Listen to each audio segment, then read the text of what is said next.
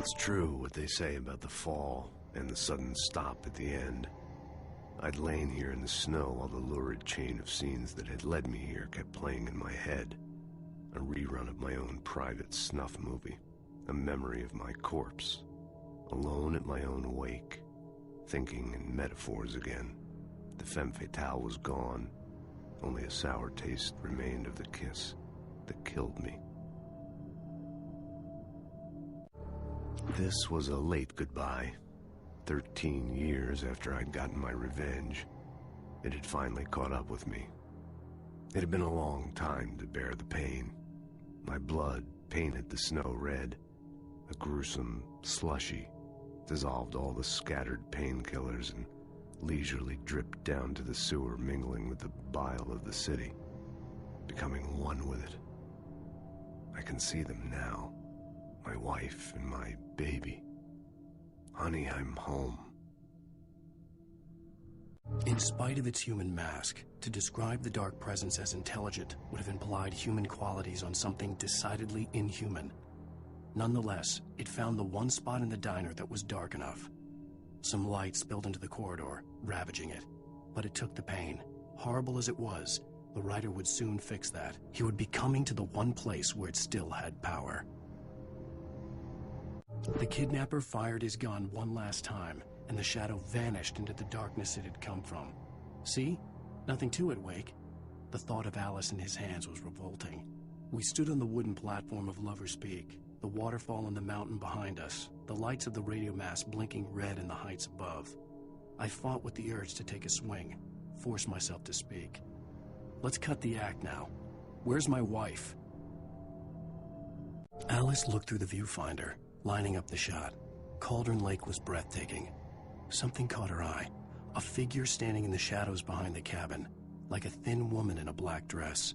She lowered the camera and looked again. No one there. Just a collection of bushes that looked vaguely human-shaped. She shook her head and laughed. Barry had never gotten along with Alice, but he knew Alan loved her with an almost frightening intensity. And now something had happened to Alice. And here was Al armed with a gun and saying things people got put in padded cells for. It was as if his friend had experienced a massive psychotic episode and was now totally disconnected from reality. It scared the shit out of Barry. The air in the visitor center was heavy with an awful smell, as if some rotten drowned thing had crawled up from its grave. Rusty kept coughing blood. My eyes were drawn to the twisted shape of his broken leg. The attack had been vicious. Max whined in his cage. Rusty's eyes were wild with fear and terror. He gasped. "Mr. Wake, it happened just the way it was on that page." The visitor center was sturdy, but the impact turned the front of the building into splinters. Rusty was thrown across the lobby like a rag doll and hit the far wall hard. It didn't hurt until he tried to move and saw his leg bend the wrong way, felt the broken ribs stabbing him on the inside. Rusty howled in pain and fear, suddenly afraid to die alone. At the last instant, I changed direction and threw myself down. The axe splintered the trunk of a tree. I stumbled into the pool of bright light. My lungs burned. I was too exhausted to move. I tensed as I waited for the killing blow, but it never came. I raised my head. Nothing moved in the darkness beyond. For the moment, bathed in the cold light, I was safe. In that last instant of consciousness, Rusty thought about Rose. He was older than she was. Rose was barely out of her teens, but she made him feel young and forget what a train wreck his long-dead marriage had been. He still wore the ring. He'd been waiting for her to tell him to take it off. Now she never would. I turned the corner, afraid of what the flashlight's beam might reveal. Suddenly, a roughly painted symbol of a torch glowed in the light. Behind it, hidden by a rock, sat a battered metal trunk. It was here for a reason. Packed with supplies, batteries, flares, ammo. Things you need to make it through the darkness of the night. Something left behind by someone who knew what I knew, and more. Agent Nightingale didn't want to be in Bright Falls. These little communities revolted him, and he didn't like the trees or the coffee. He now knew that impossible horrors lurked behind the storefronts and smiles. He desperately wanted to turn the car around and just drive until he passed out or ran out of road and booze. But he had a job to do. He had a rider to catch, at any cost. On more than one occasion, Alice had tried to explain to me how it felt to be afraid of the dark. To her, darkness wasn't simply the absence of light, but something more tangible than that. It was something you could touch and feel.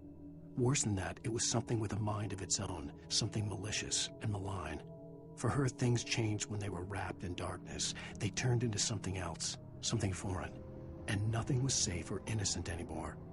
I'd never really understood what she meant, until now. The night had been one desperate situation after another. I was exhausted, and my body felt as though it had been chewed up and spat out. The flashlight was heavy in my hand, and each pull of the trigger sent a painful shock up my arm. But I was finally out of the woods, and things were looking up. That's when I heard the chainsaw. When Barry saw the darkness attack the visitor center, it made him a believer. The men Al said he'd shot, they hadn't been just locals on crank. Somehow the world had changed, like the channel had been switched without warning. You think you're watching a sitcom, and you're really watching a horror show. When the birds started attacking the cabin, Barry wasn't surprised, just terrified. The FBI agent's command froze me in place. I considered surrender. It was all falling apart anyway. I could give in, let someone else deal with it, but it felt all wrong. Call it instinct, his posture, the way he held the gun. He was no friend. Shots ringing in my ears, I leaped for the hole in the fence and stumbled into the darkness beyond. The dark presence had touched the girl to lure the rider into a trap. Now it was night, and he lay helpless, drugged, lit only by the flickering of the TV screen filled with static. Shadows coalesced in the room as the dark presence leaned close to the rider, ready to touch him again. Back to work, boy. Rose knew that Rusty was in love with her, and she liked him too. She liked him a lot. He taught her to dance, and life had certainly taught her the value of a man who was gentle. He treated her well, made her smile, made her feel good. But Rusty wasn't the prince of her dreams, and that tended to underline the unbearable truth. She was no closer to that Hollywood magic than he was. Nobody in Bright Falls seemed to know where Al was, but Rose, the waitress at the diner, had seen him. From what Barry could tell, Al pretty much fell off the face of the earth when he left the diner. Rose was just the kind of fan that Al hated, but she really tried to help. She was smart, too, knew a lot about what was going on in the town, knew a lot about Al, even knew who Barry was. Barry liked her. That was no big surprise. When it came to women, Barry and Al rarely saw eye to eye. Sarah didn't care about the legal threats Wake's agent had made. She let Wake go without argument, because there was something about him she couldn't quite put her finger on, something that reminded her of her father. She didn't think Wake would hurt his wife. Then she thought about the way he waded into Hartman, that hair-trigger rage flaring up without warning. The logging site was a mess. The modular office had been pushed off the cliff. Deputy Thornton climbed up from the wreckage excited, breathing hard from the exertion. Nobody there. It's weird. Don't you think that's weird? Bored, Mulligan let out a mighty snort. Hell, it's always weird, Thornton. Just a question of sorting out what kind of weird it is this time around. Shadows stirred and the wind picked up as I ran through the forest. I felt the dark presence turning its gaze toward me. Then the moonlight was blotted out by dark shadows that raced violently across the ground, moving too swiftly to be natural. Darkness gathered between the trees and melted again to reveal the Taken. No natural path had brought them here. There was no misunderstanding. Cauldron Lake was where Alice and I had stayed, but there was no cabin and no island. I was missing a week. What had happened to me? What had happened to Alice? I had to get her back. I couldn't face life without her.